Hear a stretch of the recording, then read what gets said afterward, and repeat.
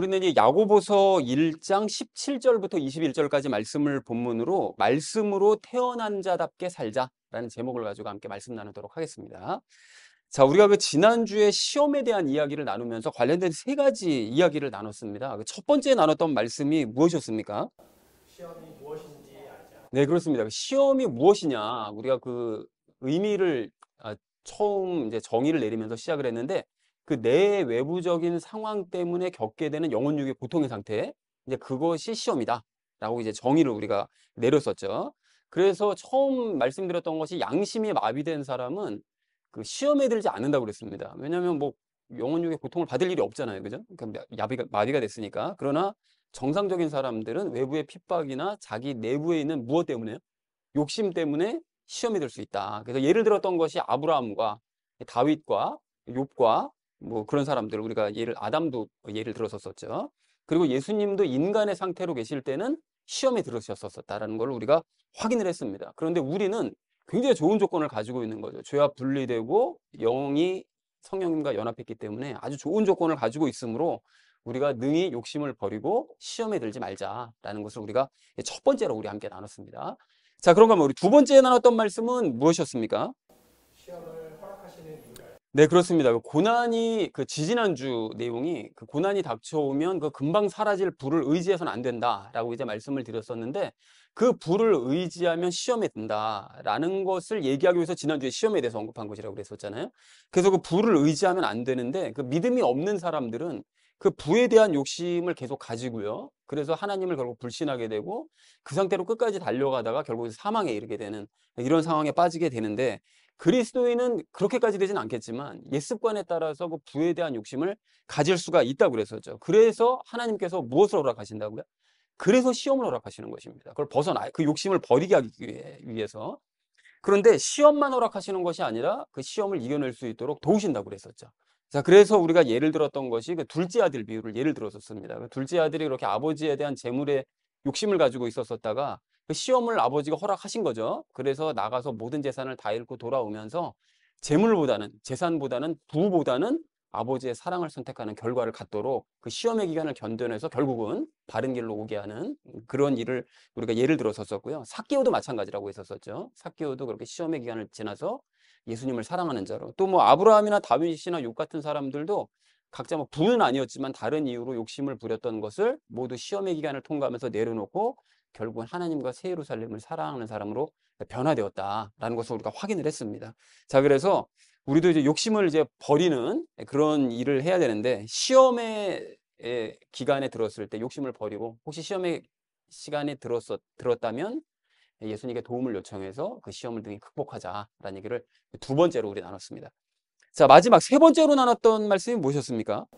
잘못을 범하지 않는 방법을 알자. 네, 그렇습니다. 그 시험을 그럼 통과한 이후에 우리가 욕심을 이제 버려야 되는데, 그럼 욕심을 버렸으면 다시는 그러면 그런 욕심을 갖지 않게 되느냐? 아니라고 그랬죠. 우리는 그런 시험을 통과했음에도 불구하고 또 다른 욕심을 가질 수 있는 사람들인다. 그거를 인정해야 된다고 그랬습니다. 그래서 우리에게 예수님이 필요하다고 그랬죠. 그래서 너무 감사한 것이 예수님께서 그렇게 인간의 상태로 그 본능적인 그 욕심도 가져보시고 또 죄와 연합해서 하나님을 막 원망도 하고 불평도 하고 또 죄의 강력한 유혹도 받은 체험을 해보신 것이 이게 너무 우리에게는 감사한 일인 거죠. 왜냐하면 예수님께서 그 모든 일들을 다 체험해 보셔서 우리의 마음 상태를 너무나 잘 아십니다.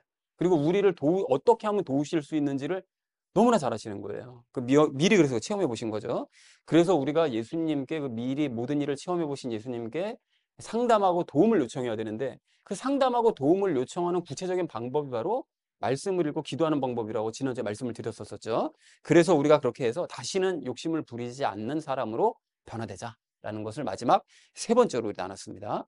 사랑하는 우리 나눔 있는 교회 성도님들 모두는 우리가 왜 시험에 드는지, 또 하나님께서는 왜 시험을 허락하시는지, 어떻게 해야 우리가 다시는 욕심을 가지지 않을 수 있는지를 여러분 분명하게 아시되 오직 예수님만 의지하셔서 시험의 때를 여러분 잘 이겨내시고요. 그래서 더 이상 욕심을 부리지 않고 시험에 들지 않는 저와 여러분 되시기를 다시 한번 주님의 이름으로 간절히 축원드립니다. 지난주는 우리가 시험을 극복하자라는 것에 대해서 이제 말씀을 나눴다면 이번 주는 말씀으로 거듭난 자의 삶에 대해서 말씀을 하십니다. 그럼 시험과 말씀으로 거두면 무슨 상관이냐? 이거 이제 적용 시간에 이제 말씀을 드리겠고요. 그래서 오늘 주제를 이렇게 잡았는데요. 말씀으로 태어난 자답게 살자라는 것을 주제로 각절 말씀 읽도록 하겠습니다. 먼저 17절 말씀 함께 읽도록 하겠습니다. 모든 좋은 선물과 모든 완전한 선물은 위에서 오며 빛들의 아버지로부터 내려오거니와 그분께는 변함도 없고 회전하는 그림자도 없느니라 라고 말씀합니다.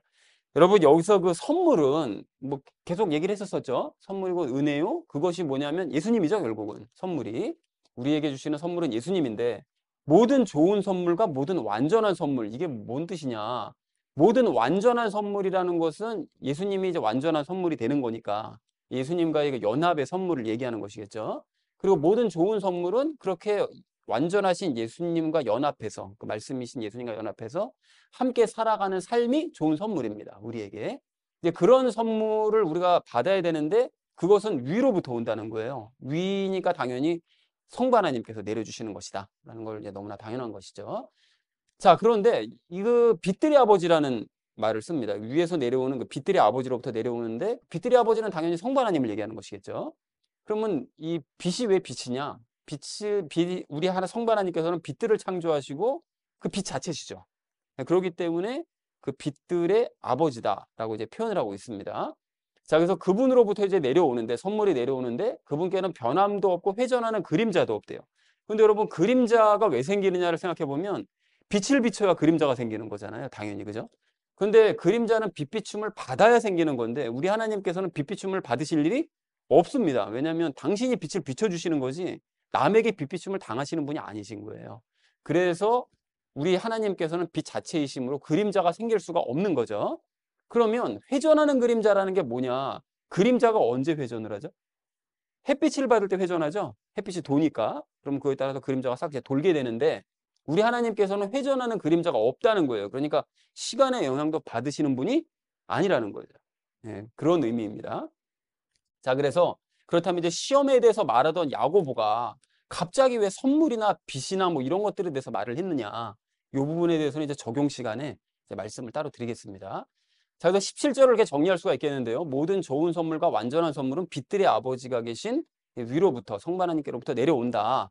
자, 그래서 하나님께서는 변하지 않으시고 회전하는 그림자도 없는 바로 그런 분이시다. 이제 그런 분으로부터 선물이 우리에게 내려온다라고 얘기했다는 것이 17절의 의미가 되겠습니다. 자, 이어진 18절 말씀 함께 읽도록 하겠습니다.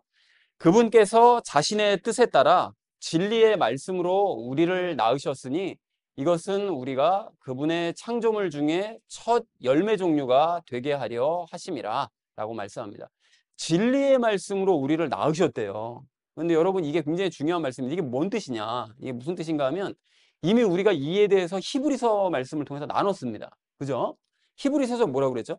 말씀을 읽으면 이제 믿음이 생길 수 있다고 그랬죠. 그러니까 히브리서 4장 12절 말씀, 하나님의 그 말씀은 권능 있고 능력이 있어서 영과 혼과 관절과 골수를 찔러 쪼개신다고 말씀하셨잖아요. 그러니까 말씀을 읽다가 이제 죄와 우리를 영을 찔러 쪼개시는 거죠. 그래서 영과 죄와 분리가 되고 그때 죽은 영은 성령님과 연합해서 부활하는 거잖아요. 다시 태어나는 거죠. 그렇게 되기 때문에 그 시작이 무엇이라고요? 말씀이잖아요. 그죠? 그렇기 때문에 말씀으로, 그러니까 말씀 때문에 영이 다시 결과적으로 태어나게 되는 것이기 때문에 말씀으로 우리를 낳으셨다라고 표현한 것입니다.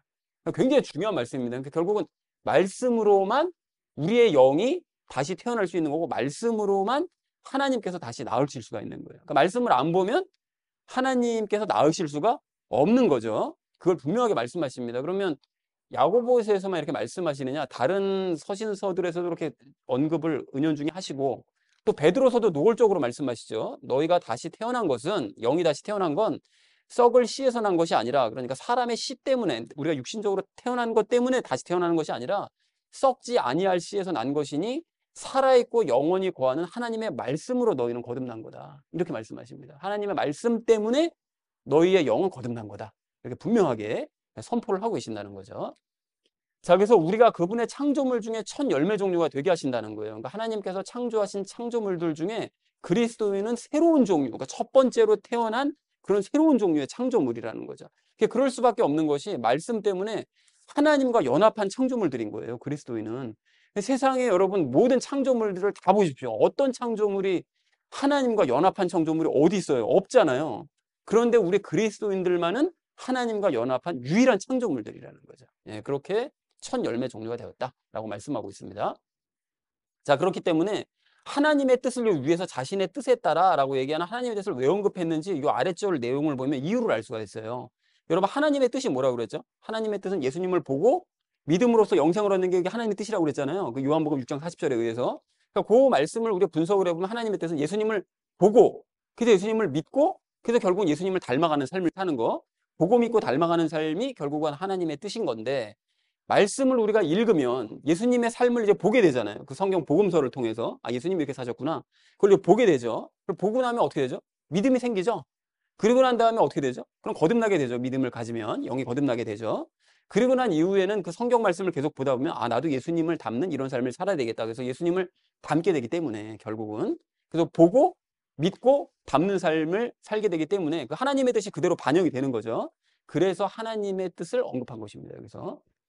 자, 그래서 18절 말씀을 이렇게 정리할 수가 있겠는데요. 하나님께서는 당신의 뜻에 따라 말씀으로 우리를 낳으셨는데 그것은 우리가 하나님의 창조물들 중에 첫 번째 종류, 완전히 새로운 종류가 되게 하시려고 그렇게 우리를 낳으셨다. 말씀으로 다시 낳으신 거다. 라고 얘기했다는 것이 18절의 의미가 되겠습니다. 자, 이어진 19절 말씀 함께 읽도록 하겠습니다. 그러므로 내 사랑하는 형제들아, 사람마다 듣기는 빨리 하고 말하기는 더디하며 진노하는 것도 더디하라 라고 말씀합니다. 여기 듣기는 빨리 해라. 그러니까 너희가 말씀으로 거듭난 게 맞아? 그러면 말씀으로 거듭났다면 하나님의 말씀은 빨리 들어라. 그러니까 열심히 들으라는 거죠. 하나님께서 말씀하시면 얼른 들어라. 그리고 말하기는 더디해라. 그러니까 너희의 주장, 너희가 말하고자 하는 거는 좀 자제해라. 가급적이면 하지 말아라 라고 말씀하고요. 진노하는 것도 더디하래요. 진노를 왜 할까요? 지난주에 시험 드는 상황에 대해서 말씀을 했잖아요. 그렇게 시험에 들 때 진노하지 말라는 거예요. 막 화내면서 막 열받아 하면서 막 내가 왜 이런 삶을 살아야 되냐고 이런 식으로 진노하지 말라는 거예요. 그리고 또 말씀으로 거듭난 사람은 이렇게 살아야 된다는 거잖아요. 하나님의 말씀은 열심히 듣고 내 말은 자제하고 그런 삶을 살아야 된다는 거잖아요. 그러니까 시험에 들거나 식구절과 같은 삶을 살아야 될 때 진노하지 말라는 거예요. 그걸 자제하라는 것이죠. 자, 그래서 19절 말씀을 이렇게 정리할 수가 있겠는데요. 사랑하는 형제들아, 너희는 하나님의 말씀은 빨리 듣고 자신의 말은 자제하면서 진노하는 것도 자제하도록 하여라. 그게 말씀으로 거듭난 자의 삶의 모습이다 라고 얘기했다는 것이 19절의 의미가 되겠습니다. 자, 이어진 20절 말씀 함께 읽도록 하겠습니다. 사람의 진노가 하나님의 의를 이루지 못하느니라 라고 말씀합니다. 하나님의 의라는 건 뭐 너무나 잘 아시는 것처럼 하나님께서 옳다 여기시는 거죠. 근데 보통은 하나님께서 옳다 여기시는 게 예수님과 연합하는 게 이제 하나님의 의가 맞는데 그런데 여기서는 이미 말씀으로 거듭난 자들에 대해서 얘기를 하고 있는 것이니까 여기서는 예수님과 연합해서 예수님을 닮아가는 삶, 즉 혼의 구원을 이루어가는 것을 이제 의미합니다. 그러니까 그것도 하나님께서 이제 옳다 하시는 바인 거죠. 자, 그러니까 그거를 이루지 못한대요. 그러니까 시험의 때를 지난 여러분 12절 말씀 기억해 보시면 시험의 때를 견디고 통과해내면 하나님께서 그 약속하신 관을 주신다고 그랬잖아요. 면류관을 주신다고. 그러니까 그걸 통과해서 예수님 닮으면 생명의 관을 받을 수 있는데 이렇게 시험의 때에 막 진노하거나 이렇게 되면 예수님을 닮을 수가 없다는 거죠. 하나님의 의를 이룰 수가 없다. 그러니까 진노하지 말아라라고 19절 말씀을 이제 부연 설명하고 있습니다. 자, 그래서 20절 말씀을 정리할 수 있겠는데요. 진노하면 예수님을 닮을 수 없다. 그러니까 19절 말씀처럼 진노하는 걸 자제해라 라고 얘기했다는 것이 20절의 의미가 되겠습니다. 자, 마지막 21절 말씀 우리 함께 읽도록 하겠습니다. 그러므로 모든 더러움과 넘치는 악을 내버리고 접붙여진 말씀, 곧 능히 너희 혼을 구원할 수 있는 말씀을 온유함으로 받으라 라고 말씀합니다. 자, 그러니까 그 앞에서 이렇게 얘기했던 것처럼 너희는 말씀으로 거듭난 자답게 하나님의 말씀은 빨리 듣고 너희 말은 더디하고 자제하고 또 분노도 자제해라 라고 이제 말씀을 했으므로 모든 더러움과 넘치는 악이요. 그러니까 시험의 때에 진노를 하거나 19절 말씀과는 반대로 살아가는 삶, 이런 삶은 버리라는 거예요. 그거는 말씀으로 거듭나지 못한 자의 삶이니까 너희는 그런 삶을 살지 말고 접붙여진 말씀이라고 말씀하시죠. 말씀이 접붙여졌다는 거예요. 접붙임에 대해서는 여러분 우리가 이제 개념을 잘 알고 있잖아요. 그것은 완전히 하나 됐다는 의미가 아니라 겨우 붙어 있는 말씀이라는 거죠. 그러면 우리는 이미 그러면 접붙여진 말씀이라는 거 보니까 말씀은 예수님이시고 그러면 예수님과 접붙여진 걸 얘기하시나? 라고 생각할 수도 있는데 그리스도인은 이미 예수님과 완전히 단단하게 연합한 사람이니까 접붙여졌다고 할 수는 없는 거잖아요. 그죠? 그러니까 여기서 얘기하는 것 말씀은 진짜 말씀을 얘기하는 것입니다. 그러니까 여기서는 날마다 주시는 말씀을 의미해요.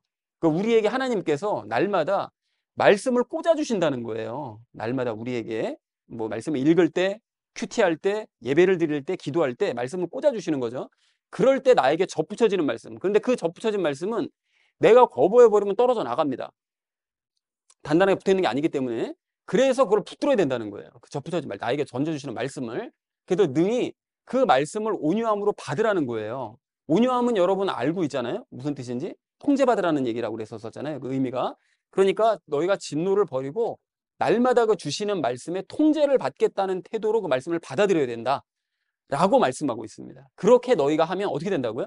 너희 혼을 구원할 수 있대요. 그 혼의 구원을 이룰 수 있다. 예수님을 닮아갈 수 있다는 것이죠. 라고 얘기했다는 것이 이제 21절의 의미가 되겠습니다. 그래서 21절을 이렇게 정리할 수가 있겠는데요. 진노하면 예수님을 닮을 수가 없으므로 20절 말씀처럼 닮을 수가 없기 때문에 모든 더러움과 넘치는 악을 너희가 내버리고 너희에게 주시는 말씀을 온유하게 받아서 혼의 구원을 이루어가라. 그것이 말씀으로 거듭난 자의 삶이다. 살아야 될 삶이다. 라고 얘기했다는 것이 21절의 의미가 되겠습니다.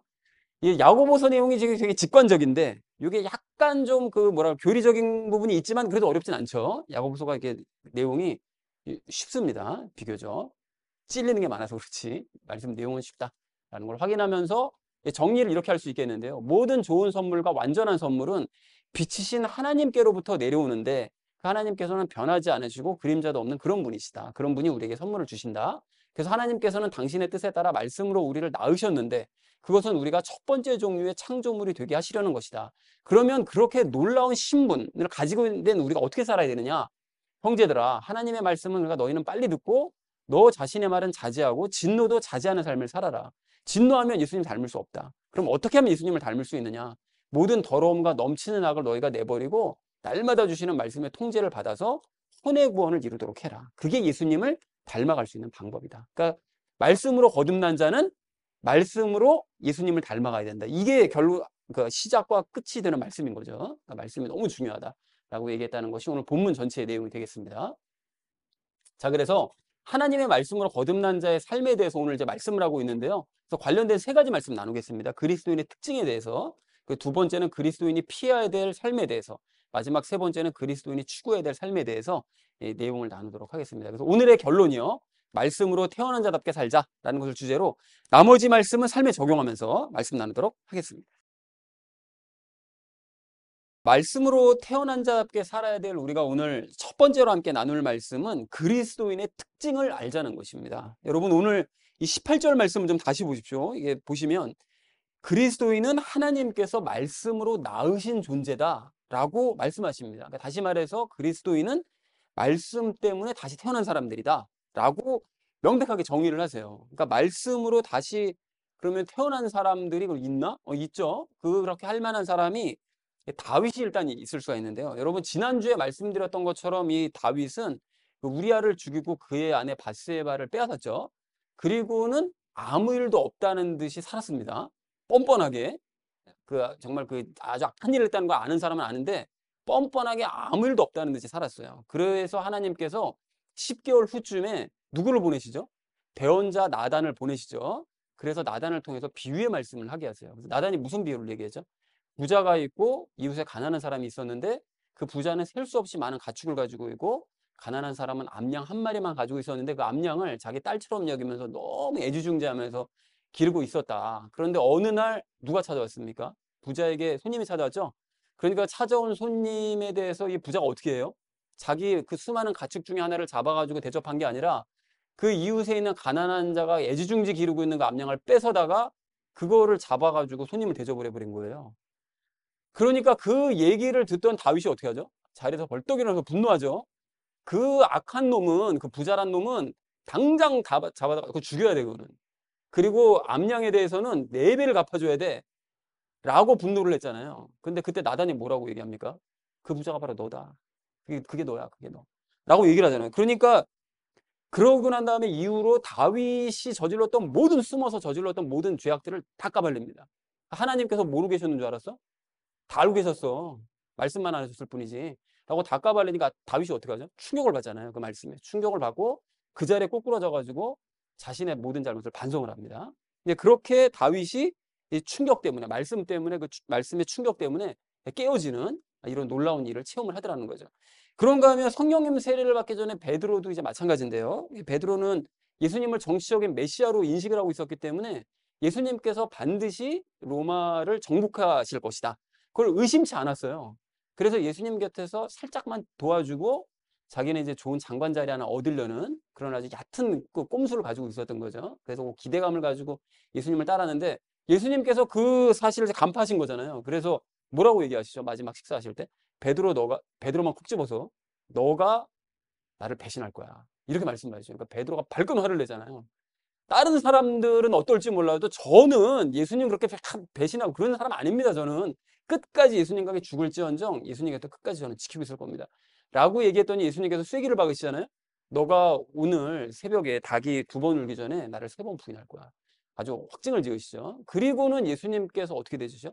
끌려가시잖아요. 사람들에게 끌려가시는데 그래서 사람들에게 이제 신문을 받고 괴롭힘을 당하실 때 바로 그 자리에서 베드로도 저 아래쪽에서 사람들에게 예수님처럼 이제 신문을 받습니다. 너 예수님이랑 한편이라는 거예요. 예수랑 한패라는 거예요. 그랬더니 베드로가 어떻게 하죠?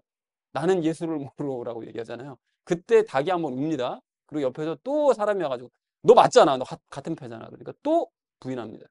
그리고는 마지막 3번째는 예수님을 저주까지 하면서 나는 저 따위 인간을 모른다고 막 이게 너무 한심스러운 이야기인데 그렇게 했더니 닭이 딱 웁니다. 그랬더니 베드로가 어떻게 합니까? 닭이 2번 울기 전에 네가 3번 나를 부인하리라는 이 말씀이 이제 생각이 나서 바깥으로 나가서 이제 비통하게 울죠. 그러니까 베드로가 이때까지는 그 출세에 대한 욕심 때문에 예수님께서 말씀하시는 게 귀에 들어오지 않았었던 사람이었거든요. 그리고 예수님의 말씀을 기억하지도 못했어요. 그러니까 맨날 까먹고 그냥 똑같은 행동 반복하고 막 이러잖아요. 그랬던 사람이었는데 베드로가 이때 비로소 예수님의 말씀이 기억이 났고 그것 때문에 예수님이 그 베드로가 말씀 때문에 깨어지는 이런 역사를 체험을 하더라는 것입니다. 자, 그래서 이렇게 두 사람 모두 말씀으로 충격을 받고 깨어진 것이 이제 맞는데 그런데 오늘 본문에서 말씀하시는 거듭남이라는 것은 이 정도의 수준을 말씀하시는 것이 아닙니다, 여러분.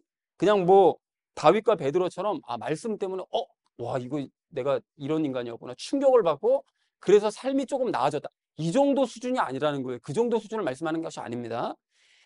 여러분이 오늘 말씀하시는 이 말씀으로 거듭났다는 것은 말씀 때문에 영이 완전히 죽었다가 다시 태어나는 하나님께서 그 사람을 다시 영으로 다시 낳아버리시는 이런 엄청난 사건을 말씀하시는 거예요. 그런데 사실 우리는 이 말씀으로 다시 태어나는 이 과정에 대해서 히브리서에서 그 말씀을 다 나눴어요. 그 과정이 어떻게 됐죠, 여러분? 성경 말씀을 읽다 보면 어떻게 된다고요? 영을 덮고 있던 죄가 타격을 계속 받죠. 무엇에게요? 말씀으로 계속 타격을 받습니다. 그래서 차츰차츰 균열이 생기고 금이 간다고 했어요. 깨어지기 시작한다고 그랬죠. 그러면 믿음을 가질 수 있게 되는 거예요. 그 죄가 단단하게 둘러쌌었을 때는 그 불신이 단단하게 둘러싸고 있을 때는 믿음을 전혀 가질 수가 없었는데 균열이 생기기 시작하니까 믿음을 가질 수 있게 되었고 그래서 성경 말씀을 그 상태로 계속 반복해서 읽다 보면 그 성경 말씀이 이제 믿어지는 거죠. 믿음을 갖게 될 수 있는 거죠. 그래서 이제 믿었는데 그걸 믿으면 영과 연합해 있던 죄가 완전히 분리가 되는 거죠. 완전히 분리가 되는 상황과 동시에 영은 죽죠. 그 영이 죽는데 성령님께서 내 안으로 들어오셔서 죽은 영을 살리시고 당신과 연합하심으로써 다시 부활시키시는 거죠. 그러니까 영이 완전히 다시 태어나는, 거듭나는 하나님께서 다시 낳아버리시는 이런 놀라운 사건이 내 내부에서 일어나게 된다는 것입니다. 맞죠, 여러분? 이게 다 이제 설명을 하실 수 있어야 됩니다. 이게 머리에 딱 기억하시면서 그 과정을 설명할 수 있고 이해하실 수 있어야 돼요. 그래서 이렇게 영이 다시 태어난 사람은 겉으로 보기에는 다른 사람들과 별로 달라진 게 없는 것 같아요. 거듭나기 전이나 이후나 뭐 똑같습니다. 겉보기에는 뭐 다른 사람과 다를 바가 없는데 사실 그러나 그 사람은 다윗이나 거듭나기 이전에 베드로와는 완전히 다른 새로운 창조물이 돼버린 거예요. 그래서 오늘 18절 마지막 부분에서 이런 사람을 뭐라고 얘기하시죠? 창조물 중에 첫 열매 종류다 라고 정의를 하신다는 거죠. 그리고 이런 사람이 진짜 그리스도인인 거예요. 이런 사람이 진짜 그리스도인. 자, 그런데 이와는 반대로 이 바리새인 같은 경우에는 겉으로 보기에는 정말 뭔가 달라 보이는 사람들이었거든요. 그리고 모든 존경을 받을 만한 조건들은 다 가지고 있는 사람들이었습니다. 아주 아기 때부터 말씀을 공부 시작해서 40세가 되어서야 인정을 받을 수 있을 정도의 평생 말씀을 공부하는 사람들이었던 거예요. 그리고 삶도 굉장히 절제된 삶, 거룩한 삶을 살아갑니다. 겉으로 보기에는 정말 남들과 너무 차이가 날 정도로 존경받을 만한 사람들이었던 거예요. 그래서 모든 사람들이 다 그렇게 인정을 하는 그런 사람들이었는데, 그런데 하나님께서는 바리새인들을 낳으셨다고 말씀하신 적이 없어요. 도리어 그들을 저주하셨습니다. 왜 그러셨느냐? 왜 그랬다고요? 그들이 말씀으로 거듭난 적이 없기 때문에 그래요. 하나님께서 낳으셨다는 사람은 거룩한 삶을 사는 사람이면 되는 거 아니에요? 아니면 뭐 깨끗한 삶을 살면 하나님께서 낳으신 하나님의 자녀 아니에요? 아닌 거죠. 그런 삶을 살아도 겉모습이 그렇게 보여도 아니라는 거예요. 낳으신 적이 없다는 거예요. 도리어 우리 하나님께서는 그들을 저주하시더라는 거예요. 그러면 왜 그렇게 되느냐, 그들이. 이게 아닌 게 아니라 이 사람들은 말씀으로 거듭나기는커녕 하나님의 말씀을 거부했죠. 그리고 도리어 사람들이 만들어낸 장로들의 유전만 붙들었습니다. 지금도 이스라엘 땅에 가서 물어보면 이 머리에 뭐 쓰고 다니는 사람들이요. 이 사람들 물어보면 지금도 그들은 장로들의 유전을 중시해요. 안식일 지켜야 되는데 안식일 64가지 규정 지켰냐 안 지켰냐 이거 따지고 있거든요. 지금도. 그거 붙들고 있는 사람들이에요. 그래서 말씀으로 거듭나지 않은 이 사람들을 하나님께서는 자녀로 인정하지 않으신다는 거예요. 자, 그런데 여러분 이건 지금도 마찬가지죠. 겉으로 보기에 정말 거룩해 보이는 사람들, 또 존경스러운 그런 사람들이 있거든요. 특히 교회 내에 보면 그런 사람들 벌써 겉보기에도 벌써 뭔가 달라 보이는 사람들이 있어요. 장로님들 막 이런 분들. 그런 사람이 있단 말이에요. 그런데 누가 봐도 그래서 당연히 구원을 의심할 수 없는 그런 사람들이 있는 게 맞는데, 그런데 그런 사람들이 말씀을 읽다가 영의 거듭남을 체험한 것이 아니라면 하나님께서는 그들을 거듭났다고, 당신이 나았다고 말씀하지 않으신다는 것입니다. 겉보기가 중요한 게 아니에요, 여러분. 말씀으로 그 사람이 정말 말씀을 읽다가 거듭나는 체험을 했냐, 이게 중요하다는 거예요. 그래서 사랑하는 우리 나눔 있는 교회 성도님들 모두는 분명하게 확인하시기 바랍니다. 하나님께서는 말씀으로 세상만 창조하신 것이 아니고요. 우리가 창세기 시작했잖아요, 큐티로. 말씀으로 세상 창조하시잖아요. 그런데 말씀으로만 세상 창조하시는 것이 아니라 말씀으로 인간도 재창조하십니다. 창조하신 인간을 재창조하세요, 말씀으로. 그러므로 오늘 18절에 있는 말씀처럼 오직 말씀으로 거듭나야만 진짜로 거듭난 사람이고, 하나님께서 낳으신 사람, 하나님께로부터 태어난 사람이라는 사실을 여러분 분명하게 믿으시기 바랍니다. 그리고 나는 히브리서에서 나눴던 그 과정을 거쳐서 진짜로 거듭난 사람이 된 것이 맞나? 이것을 확인하는 저와 여러분 되어주시기를 주님의 이름으로 간절히 축원을 드립니다. 말씀으로 태어난 자답게 살아야 될 우리가 오늘 두 번째로 나눌 말씀은 금해야 할 것을 알자는 것입니다. 여러분 오늘 19절, 20절 말씀을 보십시오. 보시면 말씀으로 거듭난 그리스도인들이 해야 될 일에 대해서 말씀을 하고 계시거든요. 근데 이 시간 우리는 이 19절, 20절 말씀과는 이게 반대되는 모습들을 잠깐 나누도록 하겠습니다. 먼저 거듭난 그리스도인들은 19절 말씀처럼 하나님의 말씀을 빨리 보고 듣고 자신의 말은 자제하죠. 그런데 거듭나지 못한 사람들은 이와는 반대로 하나님의 말씀을 안 듣고 안 읽습니다. 그리고 자기 말만 많이 하는 거예요. 그리고 거듭난 그리스도인들은 19절 말씀처럼 진노를 자제하지만 거듭나지 않은 사람들은 자주 진노하는 거예요. 자주 분노하고. 자, 그런데 문제는 거듭난 그리스도인이라 할지라도 그 옛습관에 따라서, 그 죄가 활동하면 옛습관에 따라서 19절, 20절과는 반대되는 이런 행동들을 할 수가 있다라는 것이죠. 자, 물론 그런다고 해서 뭐 거듭나지 않은 사람들처럼 뭐 어떤 심판을 받거나 정죄를 받느냐, 뭐 이런 건 아니죠. 그런 건 아니지만 어쨌든 그런 것이 그리스도인으로서 말씀으로 거듭난 자로서의 바른 모습은 아니기 때문에 그런 모습은 이제 버려야 마땅합니다. 그래서 가령 이제 언제 이런 모습들을 볼 수가 있느냐, 우리가 예배 시간이나 말씀 읽기나 기도할 때, 이럴 때 이런 모습을 볼 수가 있어요. 그러니까 거듭나지 않은 사람들이나 또는 거듭났지만 옛습관에 자꾸 얽매이는 이런 사람들은 세상에서의 고민을 잔뜩 가지고 와서 예배를 드립니다. 예배 자리에 참석을 해요.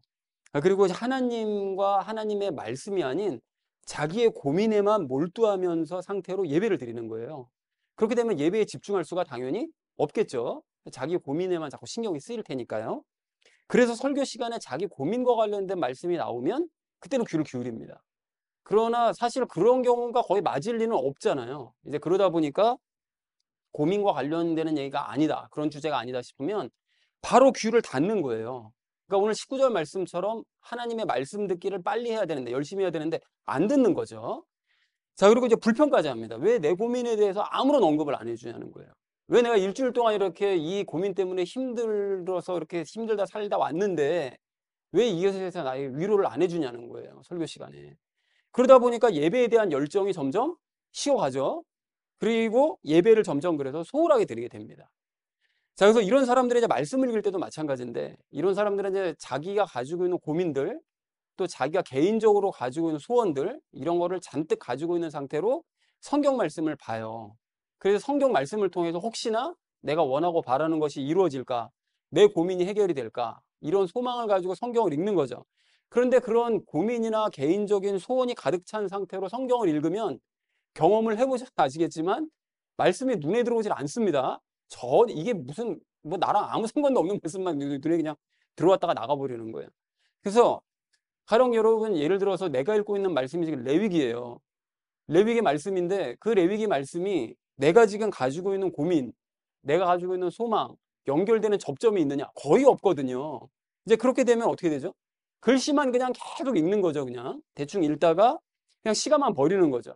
그리고 남는 건 하나도 없어요. 자기에게. 그런 상태로 그냥 마음이 찝찝한 상태로 성경을 덮는 거예요. 읽어봐야 아무것도 없네. 뭐 남는 거 하나도 없네. 이런 마음만 가지고 성경을 덮어버리는 거예요. 하나님께서는 내가 그렇게 말씀을 읽는 도중에 이미 많은 말씀들을 해주셨거든요. 21절 말씀처럼 말씀을 접붙이신다고요. 계속 내가 말씀을 읽으면 그 읽는 말씀이 아무것도 아닌 것 같지만 계속해서 그 중에 중요한 말씀을 내 마음에 던지셔서 꽂으십니다. 팍팍 꽂으세요. 접붙여 놓으시는데 내가 그거를 전혀 알아듣지 못하는 거예요. 관심이 없으니까. 그래서 바로 이런 상태가 바로 돌밭과 가시밭에 뿌려진 씨와 같은 상태가 되는 거예요. 아무런 뭐 열매가 맺힐 수가 없는 상태가 되는 거죠. 그러다 보니까 말씀 읽기에 관심을 가지기는커녕 말씀 읽는 시간이 너무 지겨운 거예요. 보기도 싫은 거예요. 이 성경 말씀이 너무 괴롭고 따분하니까. 뭐 나랑 아무 상관도 없는 말씀이라고 생각하니까. 그리고 혹시나 읽더라도 의무감으로 억지로 읽습니다. 무슨 뜻인지도 모르고 나에게 마음에 와닿는 것도 없이 그냥 읽는 거예요. 그냥.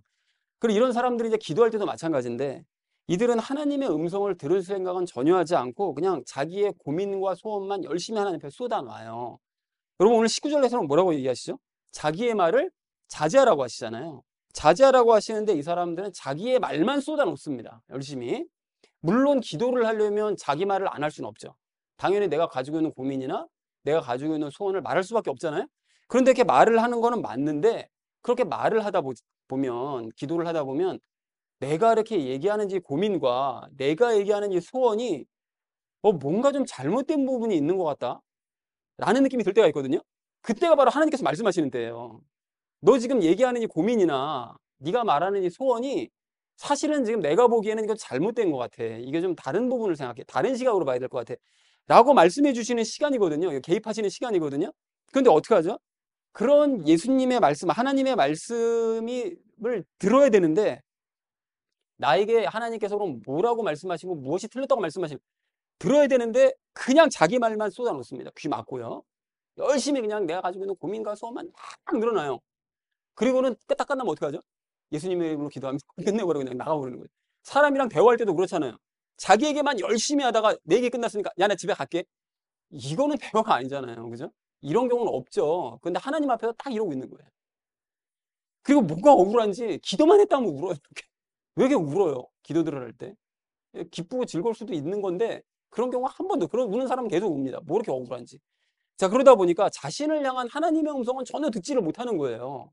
그리고 그러다 보니까 문제도 해결되지 않습니다. 이게 문제 해결책을 주시려고 너 기도가 이런 방향으로 가면 안 되고 이쪽 방향으로 가야 되라고 끊으시는데도 거부했으니까 문제도 해결 안 됩니다. 그러면 기도가 재미가 없죠. 흥미를 잃는 거예요. 그리고 응답도 안 되니까 점점 기도도 하지 않게 되는 것이죠. 자, 그리고 이게 사람과의 대화도 마찬가지인데 그리스도인들끼리 여러분 대화를 할 때는 물론 개인적인 말을 뭐 할 수 있죠. 우리가 뭐 자유롭게 할 수 있습니다. 있는데 사실은 우리가 개인적인 말을 할 때라도 하나님을 늘 염두에 두고 말을 해야 되는 거거든요. 하나님이 이 자리에 계신다. 저 사람과 내가 대화할 때 이 사이에 하나님이 계신다는 걸 염두에 두고 대화를 해야 되는데 그리고 하나님에 대한 말씀들을 나눠야 되는데 이런 사람들은 그렇게 하질 않는 거죠.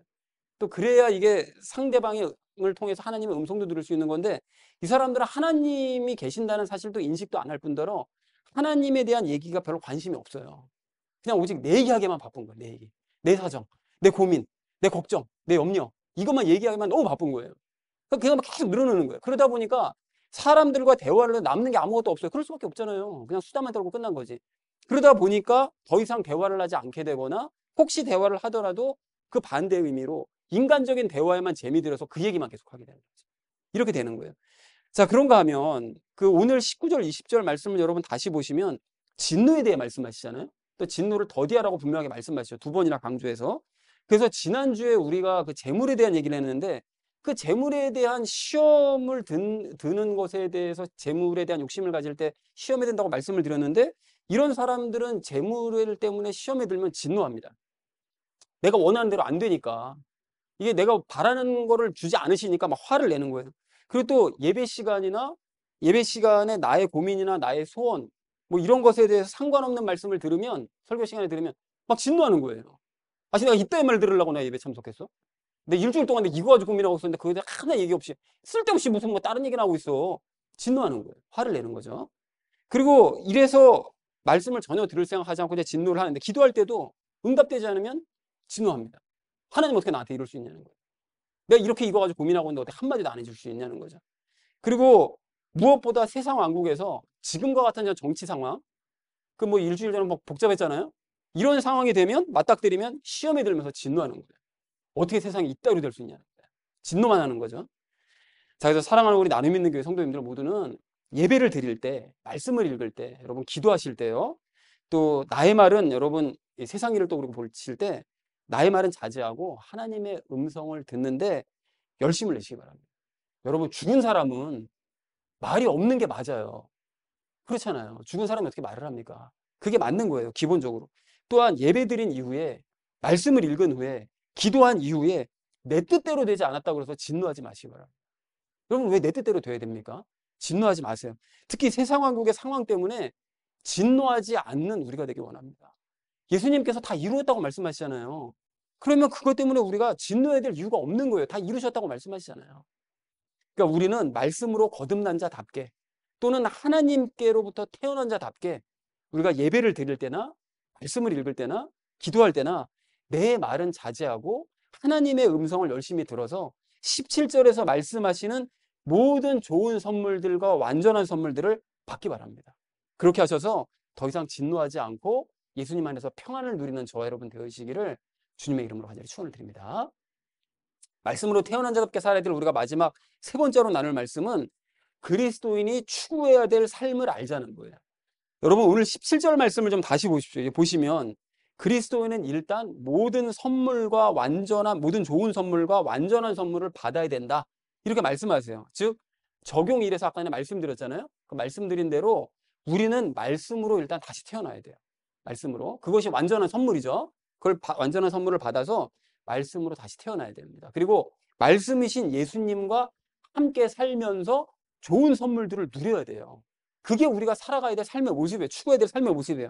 그리고 말씀이신 예수님과 우리가 함께 살 때 누리는 그 선물이라는 것은 그게 뭐냐면 구체적으로 예배를 드릴 때 방금 말씀드렸던 거 예배를 드릴 때 말씀을 읽을 때 기도할 때 받을 수 있어요.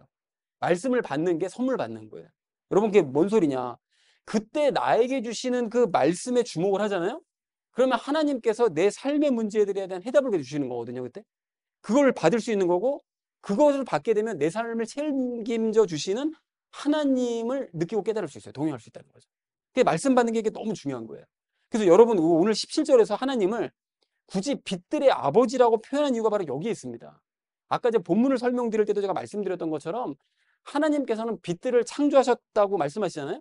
그런데 빛은 우주를 만들고 우주를 유지하는데 가장 기본적이고도 필수적인 요소가 빛이래요. 그게 과학자들이 공통적으로 하는 얘기예요. 그래서 과학자들도 하나님을 안 믿는 과학자들도 성경은 좀 아니까 창세기 앞부분 아니까 농담 삼아 얘기하잖아요. 빛이 있으라 말씀하셨잖아요. 과학자들도 그 얘기를 해요. 그 빛이 우주를 생성하고 유지하는데 너무 필요한 요소이기 때문에 빛은 없으면 안 된다는 거예요. 근데 그 빛을 창조하신 분이 우리 하나님이시라는 거죠. 그리고 당장 과학적으로 생각해보지 않더라도 햇빛이 없으면 여러분 어떻게 되죠? 그냥 뭐 생명체가 존재할 수가 없는 거잖아요. 그죠? 그러니까 빛은 반드시 필요한 거라는 거예요. 그렇게 하나님께서는 우리 삶에 가장 중요한, 필요한 이 빛 자체를 만드시고 빛으로 이 온 우주를 운행해 나가시는 분이시므로 그분께서 작은 우주인 내 삶도 역시 빛나게 만드실 수 있고 빛난 삶으로 운행해 가실 수가 있다라는 거예요. 우리 하나님께서 실제로 그렇게 하고 계신다는 거죠. 또한 어둠이 가득한 내 삶에 빛을 비춰주십니다. 문제를 해결해 주시는 거예요. 그래서 빛들이 아버지라고 말씀하신 거예요. 그렇게 말씀으로 거듭난 그리스도인이 빛나는 삶을 살 수 있음을 알게 하시기 위해서 오늘 17절 말씀에서 하나님을 굳이 빛들의 아버지다라고 표현하고 계신다는 것이. 그리고 우리가 17절 마지막 부분에 그림자에 대한 말씀에도 좀 주목할 필요가 있는데요. 여러분 아까 본문을 설명드릴 때도 말씀드렸던 것처럼 하나님께서는 그림자가 없습니다.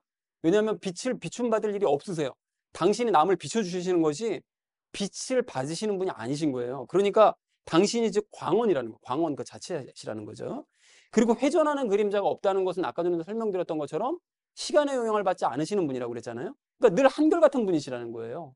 그러니까 우리 하나님께서는 광원으로서 내 삶에 필요한 빛을 비춰주시고 어두움에 빛을 비춰주시고 해결되지 않는 문제에 대한 빛을 비춰주시는 바로 그런 분이신데 그 모든 일들을 어떻게 하신다고요?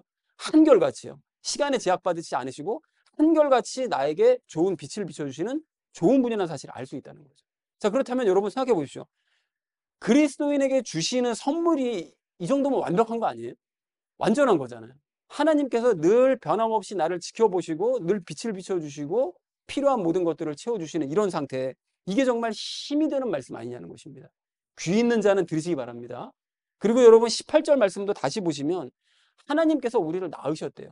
낳으셨으면 인간, 죄를 가지고 있는 인간들도 자기 낳은 자식이 귀한 줄 아는데 그 거룩하고 선하신 하나님께서 나를 낳으셨다면 끝까지 책임져 주지 않으시겠어요? 내버려 두시겠느냐고요. 그러실 일이 없잖아요. 그렇다면 하나님께서 늘 변함없이 나에게 빛을 비춰주시고 자식처럼 돌보신다는 사실을 믿고 신뢰하는 우리가 되기를 소망합니다.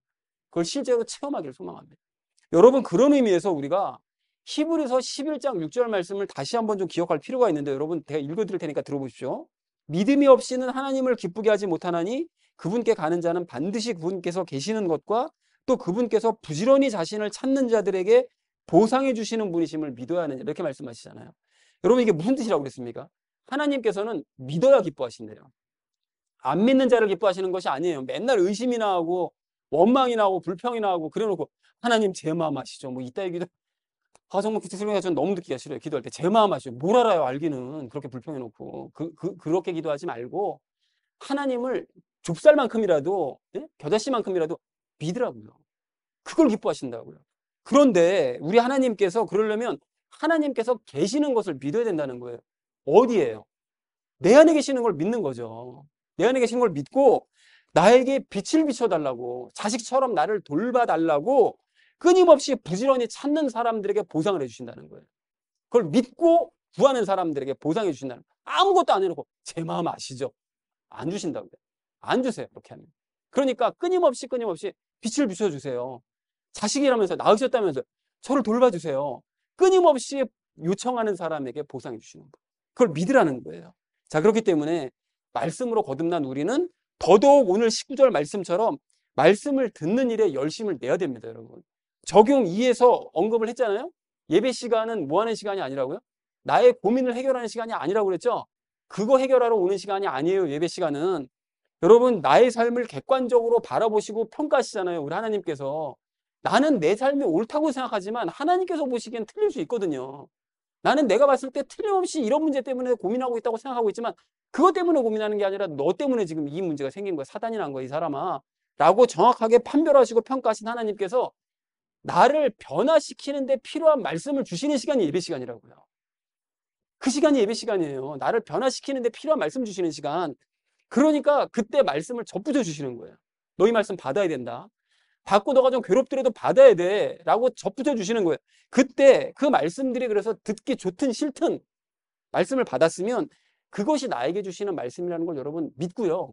온유함으로요. 온유함이 뭐라고요? 통제받는 거라고 그랬잖아요. 내가 이 말씀으로 통제를 받으리라. 라는 그런 태도를 가지고 말씀을 받아서 나 자신을 변화시켜야 됩니다. 그게 우선순위예요. 그게 예배 시간에 그게 되잖아요. 그렇게 하면 빛들의 아버지 되신 우리 하나님께서 비로소 내 삶에 빛을 비춰주신다고요. 빛을 비춰주시고 고민도 해결해 주시고 그래서 나를 자식처럼 그 다음서부터 돌봐주시는 거예요. 이게 안 되는데 이게 안 되면 예배 시간에 나에게 던져주시는 말씀 하나도 안 듣고 그냥 내 고민만 몰두하고 있는데 하나님께서 빛을 비춰주시겠냐고요. 안 비춰주신다고요. 이것이 먼저 해결되면 던져주시는 접붙여주시는 말씀에 내가 온유함으로 순종을 해서 그래서 나 자신이 변화되기 시작하면 빛 비춰주신다고요. 해결해 주신다고요. 문제가 해결이 됩니다. 이거를 여러분 체험을 하셔야 된다는 거예요. 또한 말씀과 여러분 기도의 삶도 마찬가지입니다. 여러분 우리가 이 시간을 통해서 하나님의 음성을 들어야 돼요. 여러분 하나님의 음성 하나도 못 들으면서 말씀만 계속 글자만 보고 열심히 입으로 쏟아내면 그거 뭐합니까? 그게 무슨 짓 하는 거예요? 그거 아무 의미 없는 짓이거든요. 말씀을 들어야 돼요. 그러면 어떻게 하면 내가 기도하면서 하나님의 음성을 들을 수 있는가 고민하셔야죠. 다른 사람들은 듣는다는데 왜 나는 못 듣지? 억울하지 않으세요? 억울하면 여러분 고민하셔야죠. 왜 나는 안 될까? 여러분 고민하면서 여러분 깊이 고민할 때 고민한 결과 결국은 이 하나님의 음성을 듣는 방법이 성경 말씀이 없으면 안 되는 것이로구나. 이걸 깨달으셔야 된다고요. 그래서 말씀을 읽은 후에 기도하는 것이 습관이 되거나 기도한 이후에 말씀 읽는 것이 여러분 습관이 들여져야 된다는 거예요. 그렇게 하면 하나님의 음성이 들린다는 거죠. 들리기 시작해요, 여러분. 왜냐하면 하나님께서는 말씀으로 거듭난 내가 어떻게 살아야 될지, 어떻게 문제를 해결해야 될지를 말씀으로 말씀해 주시기 때문에 그런 거예요. 반드시 일어나서 말씀 들어야 됩니다, 여러분. 안 들으면 소용이 없는 거예요. 그러면 예배 시간과 성경을 말씀 읽는 시간과 기도 시간에 하나님의 음성을 꼭 들으시고 그렇게 하셔서 우리의 삶에 빛을 비춰주시는 우리 하나님을 체험하는 우리 모두가 되기를 간절한 마음으로 소망합니다. 자, 그리고 그러한 삶을 살게 되면 결론적으로 우리는 오늘 21절 말씀처럼 혼의 구원을 이루어야 돼요, 여러분. 여러분, 우리가 말씀으로 거듭난 것이 맞잖아요? 나는 말씀으로 거듭났어. 그게 맞다면 재물이나 탐하다가 시험에 드는 더러운 삶과 넘치는 악의 삶을 버려야 되는 게 맞아요. 난 말씀으로 거듭났지만 난 재물에 대한 욕심이 많아. 그래서 난 시험이 들더라도 난 끝까지 재물을 탐해야 되겠어. 이게 무슨 말이에요? 그런 삶은 말이 안 돼요, 여러분. 그런 삶을 버리는 게 맞다고요. 대신 접붙여진 말씀이요. 즉 나에게 공급되는 매일 공급되는 말씀. 지금 환경이 너무 좋잖아요. 큐티가 날마다 원목사가 새벽 5시, 6시만 되면 말씀이 째깍째깍 올라가요. 얼마나 좋은 기회입니까? 이 접붙여진 말씀, 나에게 공급되는 이 말씀을 내 통제 받겠다. 이 말씀으로 내 오늘 하루를 살겠다. 이 온유한 마음으로 여러분 받으면서 그래서 그 말씀으로 이 죄를 무력화시키면서 혼의 구원을 이뤄 가셔야 된다는 거예요. 내 하루 어제와 다르게 조금이라도 더 낫게 한 발자국이라도 반 발자국만큼이라도 예수님 닮는 삶을 살아가리라 이 말씀으로. 여러분 이런 삶을 사셔야 된다고요. 여러분 우리가 이 시점에 좀 새삼 확인하셔야 될 것인데 그게 무엇인가 하면 18절에서 말씀하시는 것처럼 우리의 영은 말씀으로 거듭났습니다. 맞죠? 맞습니다, 여러분. 그리고 21절 말씀 마지막을 말씀을 보시면 우리는 날마다 우리에게 주시는 말씀을 온유함으로 받아들이면 능히 혼의 구원도 이룰 수 있다고 선포를 하세요. 무엇으로 될 수 있다고요? 말씀으로 될 수 있대요. 말씀으로만 될 수 있다는 거예요. 혼의 구원이, 거룩함이 말씀으로만 될 수 있대요. 그러니까 영의 구원이나 혼의 구원이나 모두 말씀으로만 이루어질 수 있다는 거네요. 그죠? 그러니까 그리스도인은 반드시 말씀을 읽어야 되는 게 맞는 거예요. 난 영혼 구원 받았어. 영혼은 나는 혼의 구원을 이루었어. 말씀을 안 보고 안 읽는데 혼의 구원을 이루어 거짓말입니다. 내가 영과 혼의 구원은 반드시 말씀으로만 된다고 선포를 하시고 계시기 때문에 읽어야만 되는 것이 맞고요. 말씀에 그렇게 놀라운 능력이 있다는 사실을 분명히 확인하셔야 된다는 거예요. 말씀을 읽으면 영이 뒤집어지고 혼이 거룩하게 돼? 그런 능력이 있다고요. 그게 말씀이라고요. 그게 성경 말씀이라고요. 분명하게 선포하시잖아요. 그리고 사실 이 모든 것들은 새삼스러운 게 아니에요. 히브리서에서 이미 우리가 확인을 했습니다. 이 시간 우리가 재확인하는 것이라는 거예요. 자, 그런 의미에서 혼의 구원을 우리가 이루어가기 위해서 지금의 정치 상황을 여러분 한번 생각해 보세요. 세상 왕국을 한번 생각해 보시자고요. 여러분, 나에게 세상 왕국에 대한 욕심이 있었다면 그걸 버리셔야 되는 거예요.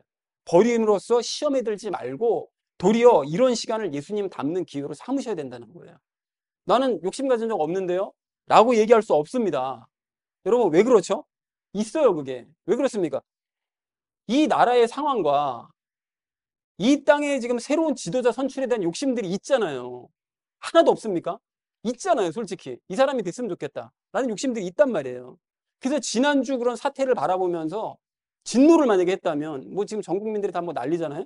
진노를 했다면, 그 진노가 그리고 강했다면, 그 강한 만큼 내가 이 땅에 대한 욕심을 그만큼 갖고 있다는 뜻이에요. 사실은. 화를 낸 만큼. 근데 사실은 너는 그 예외야? 저도 예외 아니죠. 저도 아까 기도했던 것처럼 그 부분에 대한 분노의 마음을 가지고 있는 게 맞아요. 그러니까 아직까지 땅에 대한 욕심을 가지고 있는 게 맞다는 거거든요. 그죠? 분명히 드러나는 거예요. 그리고 그것보다 사실은 더 크고 근본적인 문제가 무엇인가 하면 지금 이 땅에 누가 지도자가 이거보다 더 근본적인 문제는 뭔가 하면 내가 원하는 대로 내가 기뻐하는 대로 결과가 되어야 된다. 이게 욕심이거든요. 이거 여러분 깨달으셔야 돼요. 내가 원하는 대로 내가 바라는 대로 내가 기뻐하는 대로 반드시 일이 돼야 돼. 이게 욕심인 거예요. 여러분 그걸 발견하시고 버리셔야 된다고요. 그걸. 그게 그리스도인인 거예요. 그러니까 이러한 기회에 세상의 악함을 우리는 다시 한번 확인하면 되는 거예요. 아, 세상은 악한 것이로구나. 원래 하나님의 뜻대로 가지 않는 것이로구나. 이게 당연한 거구나. 확인하면서 세상 왕국에 대한 미련과 욕심을 버리는 기회로 삼아야 된다는 것입니다. 자, 그런데 그렇게 세상 왕국에 대한 미련과 욕심을 버리고 예수님을 닮으려면 어떻게 해야 된다고요? 구체적인 방법이 뭐라고요? 매일 성경을 읽어야 말씀이 내게 접붙여지고 그러면 그 말씀으로 내 욕심이 드러나야 내가 버릴 게 뭔지를 알게 되고 버리고 그렇게 되면 예수님을 닮을 수 있게 된다는 거죠. 이해가 되시고 동의가 되세요, 여러분? 이게 되셔야 되는 거예요, 여러분. 자, 그리고 이것이 바로 그리스도인의 삶입니다. 이게 그리스도인의 삶인 거예요. 하나님의 음성은 한 번도 들어본 적이 없는 상태로 또 하나님의 도움은 하나도 받아본 적이 없는 상태로 하나님은 그냥 계신 분인가 보다. 저 멀리 하늘 어딘가 그냥 계신 분인가 보다. 그냥 이런 상태로 그저 세상에 파묻혀서 그냥 재물이나 추구하다가 시험 받고 정치 상황 때문에 시험 받고 분노하고 진노하고 그런 삶을 살아가는 게 그리스도인의 삶이 아니고요. 여러분 말씀으로 우리가 거듭난 그리스도인이라면 시험의 때에 예배와 말씀 읽기와 기도 시간을 통해서 하나님의 음성을 들음으로써 내 욕심이 무엇인지 다 드러나고 그래서 그걸 찾아내서 그걸 버리고 그 말씀으로 혼의 변화를 추구하면서 살아가는 삶, 그것이 참된 그리스도인의 삶이라는 거예요. 이게 그리스도인의 삶입니다. 그래서 그런 삶을 살아감으로써 필요한 것도 체험받는 삶, 기적의 삶, 선물 받는 삶. 이게 그리스도인의 삶이라는 거예요. 사랑하는 우리 나눔 있는 교회 성도님들 모두는 말씀으로 거듭나시고요. 또 거듭나셨다면 빛들의 아버지께 선물 받는 삶을 꼭 사시기 바랍니다. 꼭 그렇게 사시기 바랍니다. 즉 예배와 말씀 읽기와 기도 시간을 통해서 하나님의 음성 이제 들으셔야 돼요. 그렇게 하셔서 욕심을 버리고 혼의 구원도 받으시고 그래서 문제도 해결받고 필요한 것도 체험받는 저와 여러분 되시기를 주님의 이름으로 간절히 축원을 드립니다. 말씀으로 태어난 자답게 살자라고 우리 말씀을 나눴는데 또 제가 또 많이 흥분했는데 그리스도인의 특징을 알자고 그랬죠. 자, 그리스도인은 무엇으로 다시 태어난 사람들이라고요? 말씀으로 다시 태어난 사람들입니다. 자, 그래서 말씀으로 다시 태어난다는 게 뭔 뜻이냐? 말씀을 읽을 때 이게 깨어짐으로써 죄가 깨어짐으로써 말씀을 어떻게 하게 되고 믿게 되고 죄와 분리되어서 죽은 이것이 영이 성령님과 연합해서 다시 태어나는 것 이것이 말씀으로 다시 태어난다는 것의 의미다 라고 우리가 확인을 했습니다. 자, 그리고 말씀으로 거듭난 사람은 새로운 종류의 이것이 된 사람이다. 새로운 종류의 창조물이 된 사람이 바로 말씀으로 거듭난 사람이다 라고 우리가 나눴었죠. 자, 그리고 믿음이 좋아 보이고 존경을 받더라도 이것으로 거듭나야만 하나님이 낳은 사람이다. 이게 뭘까요? 말씀으로 거듭나야만 하나님이 낳은 사람입니다. 안 그러면 아니에요. 100% 아닙니다. 말씀으로 거듭난 게 아니면 거듭난 게 아니에요, 여러분. 자, 그래서 말씀으로 거듭났음을 확인하는 우리가 되자라는 걸 첫 번째로 우리 함께 나눴습니다. 자, 두 번째로 나눴던 말씀은 금해야 될 것을 알자고 그랬죠. 자, 그래서 말씀으로 거듭난 사람은 이것은 빨리 하고 듣기는 빨리 하고 또 이거는 더디하고 말하기는 더디하고 진노도 더디해야 된다라고 이제 말씀을 나눴었죠. 자, 예배 시간을 개인 고민과 소원에 대한 답을 얻는 시간으로 알면 안 되는 이유가 뭐죠? 그렇게 하면 뭐가 안 들리는 거예요? 하나님의 음성이 안 들리는 거죠. 이걸 가지고 꽉 찬 상태로 예배드리면 하나님의 음성 다 튕겨냅니다. 하나도 안 들리는 거예요. 이렇게 되면 안 됩니다. 마찬가지로 말씀을 읽는 시간에 개인적인 고민만 가지고 읽으면 안 되는 이유가 뭐죠? 역시 하나님의 음성을 들을 수가 없어요. 그러니까 다 비워놓고 제가 자꾸 자기 눈으로 보라고 그러잖아요. 맨눈으로 보라고 자꾸. 그 얘기를 하는 이유가 다 털어내고 그거만 집중하는 겁니다. 그거만. 일단 뭐 세상 무너지더라도 그거만 집중하는 거예요. 그러면 습관이 되면 돼요. 이게 안 될 것 같지만 됩니다. 그러면 말씀만 빠져들게 됩니다. 깊이. 그게 돼야 되는 거예요. 습관이. 자, 그래서 기도 시간에는 무엇을 자제하고 무엇에 힘써야 된다고 그랬죠? 이거를 자제하고 말하기는 자제하고 무엇에 힘써야 된다고요? 듣는 것에 열심을 해야 됩니다. 기도 시간에. 자꾸 하나님께서 나에게 뭐라고 기도를 내가 한마디 던졌잖아요? 근데 이게 뭔가 좀 찜찜한 마음이 들고 뭔가 좀 이렇게, 이게 좀 아닌 것 같아. 그러면 기도를 일단 멈추고 말하기를 멈추고 뭐가 잘못된 거죠? 여쭤봐야 됩니다. 그리고 기다리셔야 돼요. 그러면 기도의 방향이 바뀝니다. 내가 뭐가 잘못했다는 게 드러나요. 그럼 보여주십니다. 너 어제 이거 잘못했잖아. 너 저 사람한테 이 말 실수했잖아. 이게 아는 거예요. 그때 기도 시간에 깨달아지는 거예요. 그때 그렇게 돼야 됩니다. 말하기를 자제하고 듣기에 민감하셔야 돼요. 계속 민감하게. 자, 사람과의 대화에서 해야 될 일이 뭐라고 그랬죠? 누구를 의식하고 그렇죠. 하나님을 의식을 하고 사람과 대화를 할 때 하나님을 의식하고 또 주로 누구에 대해서 말을 해야 된다. 누구에 대한? 모르는 사람? 아니고 하나님에 대한 얘기를 해야 된다고 그랬었죠. 그렇게 해야 된다. 그리고 시험에 들었을 때 주의해야 될 점이 뭐라고 그랬죠? 이거 하면 안 된다고 그랬어요. 아까 전에. 뭐를 더디하라. 진노하면 안 된다고 그랬었죠. 그러니까 시험에 들었다고 그래서 막 화내면서 막 그냥 열받아하고 이러면 안 됩니다. 그러면 예수님 닮는 걸 늦추는 거죠. 자, 그래서 하나님의 음성을 열심히 듣고 말을 자제하면서 분노를 자제하자라는 것을 이제 두 번째로 우리 나눴습니다. 마지막 세 번째로 나눴던 말씀이 그리스도인이 추구해야 될 삶을 알자고 그랬죠. 거듭난 그리스도인이 받아야 될 게 뭐라고 그랬었죠? 두 가지였죠. 무슨 선물? 완전한 선물과 또 좋은 선물들, 그걸 받아야 된다고 그랬습니다. 그러면 좋은 선물과 완전한 선물의 의미가 뭐라고 그랬죠? 완전한 선물은 뭐다? 예수님과의 연합이다. 그럼 좋은 선물은 연합한 예수님과의 삶이죠. 같이 살아가는 삶. 그러면 그때 받을 수 있는 좋은 선물들, 말씀들, 음성들, 그것이 좋은 선물입니다. 자, 그래서 하나님을 빛들의 아버지라고 표현한 이유가 뭐라고 그랬죠? 좀 어렵죠? 하나님께서는 뭐를 창조하신 분이시라고요? 빛을 창조하신 분이신데 모든 우주를 운행하는 데 필요한 가장 중요한 빛을 창조하신 분이신데 나의 삶에 어떤 걸 비춰주시고 빛을 비춰주시고 그래서 회전하는 그림자도 한결같은 모습으로 나에게 늘 문제를 해결해 주시는 바로 그런 분이 그 빛들의 아버지다라는 그런 의미로 얘기했었다고 그랬죠. 자, 회전하는 그림자가 없다는 말씀의 의미가 뭐라고 그랬죠? 무엇에 제약을 받지 않으신다. 시간에 제약을 받지 않으신다. 시간과 상관없는 분이시다라는 의미라고 그랬죠. 하나님께서 기뻐하시는 사람은 무엇을 기뻐하신다? 히브리서 말씀이요. 믿음을 기뻐하신다. 그럼 하나님께서는 어떤 사람에게 보상해 주신다고요? 믿는 사람이죠. 자꾸 찾는 사람. 하나님을 내 안에 계신다는 걸 믿고 그리고 그분께서 나를 자녀 삼아 주셨으니까 자녀라는 걸 돌봐주시고 자녀로서 돌봐주시라고 빛을 비춰달라고 하나님께 자꾸 찾는 사람들 이런 사람들에게 보상해 주신다. 자, 하나님께서는 예배 시간에 무엇을 주신다고요? 음성을 주십니다. 하나님께서 예배 시간에 음성을 주세요. 자, 그리고 기도할 때 하나님의 음성을 들으려면 무엇을 해야 된다고 그랬죠? 옆에 항상 함께 동행해야 되는 게 말씀입니다. 말씀이 있어야 하나님의 음성을 같이 들을 수가 있는 거죠. 세상 왕국이 혼란해서 시험에 들 때 우리는 뭘 해야 됩니까? 세상 왕국이 막 시끄럽고 혼란해요. 그럴 때 우리는 같이 막 열받으면서 진노하고 막 이래야 되나요? 아니고 뭐를 발견해야 되는 거죠? 내 안에 있는 무엇을? 세상 왕국에 대한 이걸 갖고 있죠. 욕심을 갖고 있잖아요. 그거를 발견해서 버리고 그리고 무엇을 이루어가는 기회로 삼아야 된다. 혼의 구원을 이루어가는 그런 기회로 삼아야 된다라고 이제 말씀을 드렸습니다. 그래서 나의 가장 크고도 근본적인 욕심이 뭐라고 그랬죠? 아까 전에 그 근본적인 거 말씀드렸죠. 내가 원하고 기뻐하는 대로 결과가 되어야 된다. 이게 욕심인 거예요. 이게 너무 근본적인 욕심입니다. 자, 그래서 정리하자면 이것으로 거듭난 후 말씀으로 거듭난 후 예배와 말씀 읽기와 기도 시간을 통해 하나님의 무엇을 듣고 음성을 듣고 세상이 혼란할 때 이거를 발견해서 욕심을 발견해서 버리고 이것의 구원에 힘써야 된다. 혼의 구원에 힘써야 된다. 딱 정리가 되죠? 이렇게 세 번째 모든 내용이. 자, 그래서 말씀으로 거듭난 자답게 살아가자. 이걸 이루어서 거듭난 자답게 살아가자라는 것이 오늘 말씀 되겠습니다. 그래서 사랑하는 우리 나눔 있는 교회 성도님들 모두는 말씀으로 거듭나신 이후에 말씀을 듣는데 열심 내시고요.